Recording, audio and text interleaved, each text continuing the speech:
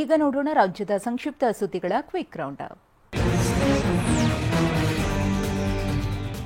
ಚಿಕ್ಕಮಗಳೂರು ಜಿಲ್ಲೆಯಲ್ಲಿ ಧಾರಾಕಾರ ಮಳೆಗೆ ಚಾಲಕನ ನಿಯಂತ್ರಣ ತಪ್ಪಿ ಕೆಎಸ್ಆರ್ಟಿಸಿ ಬಸ್ ಪಲ್ಟಿಯಾಗಿದೆ. ಮನೆಯ ಮೇಲೆ ಬಿದ್ದು ಬಸ್ ಬಳಿಕ 30 ಅಡಿ ಪ್ರಪಾತಕ್ಕೆ ಉರುಳಿದೆ.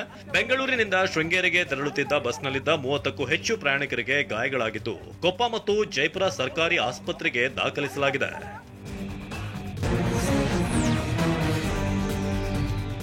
ಅಕಾಲಿಕ ಮಳೆಗೆ ಮೆಕ್ಕೆಜೋಳ ಬೆಳೆ ನೆಲಕಚ್ಚಿದೆ. ಬೆಳಗಾವಿ ಜಿಲ್ಲೆಯ ಚಿಕ್ಕೋಡಿ ತಾಲೂಕಿನ ಬಲವಾಡ ಗ್ರಾಮದಲ್ಲಿ ಪ್ರಕಾಶ್ ಹರೋಳೆ 4 ಎಕರೆ ಜಮೀನಿನಲ್ಲಿ ಮೆಕ್ಕೆಜೋಳ ಬೆಳೆದಿದ್ರು. ತಡರಾತ್ರಿ ಸುರಿದ ಗಾಳಿ ಮಳೆಗೆ ಬೆಳೆದು ನಿಂತಿದ್ದ ಬೆಳೆ ಹಾನಿಯಾಗಿದೆ. ಜಮೀನಿಗೆ ಕೃಷಿ ಇಲಾಖೆ ಅಧಿಕಾರಿಗಳು ಭೇಟಿ ನೀಡಿ ಪರಿಶೀಲನೆ ನಡೆಸಿದ್ರು.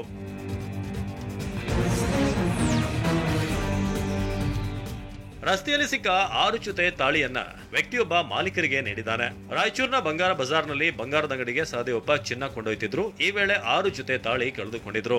ಈ ಬಗ್ಗೆ ಸದರ್ ಬಜಾರ್ ಠಾಣೆಗೆ ದೂರು ನೀಡಿದ್ರು. ರಸ್ತೆಯಲ್ಲಿ ಬಿದ್ದಿದ್ದ ಚಿನ್ನವನ್ನ ಶ್ರೀಕಾಂತ್ ಅನ್ನೋ ವ್ಯಕ್ತಿ ತೆಗೆದುಕೊಂಡು ಹೋಗಿದ್ದ. ನಾಯಿ ಕಚ್ಚಿ ಆಸ್ಪತ್ರೆ ಸೇರಿದ ಆತ ಅಷ್ಟೂ ತಾಳಿಗಳನ್ನ ವಾಪಸ್ ನೀಡಿದ್ದಾನೆ. ಶ್ರೀಕಾಂತ್ ಕಾರ್ಯಕ್ಕೆ ಪೊಲೀಸರು ಮೆಚ್ಚುಗೆ ವ್ಯಕ್ತಪಡಿಸಿದ್ರು.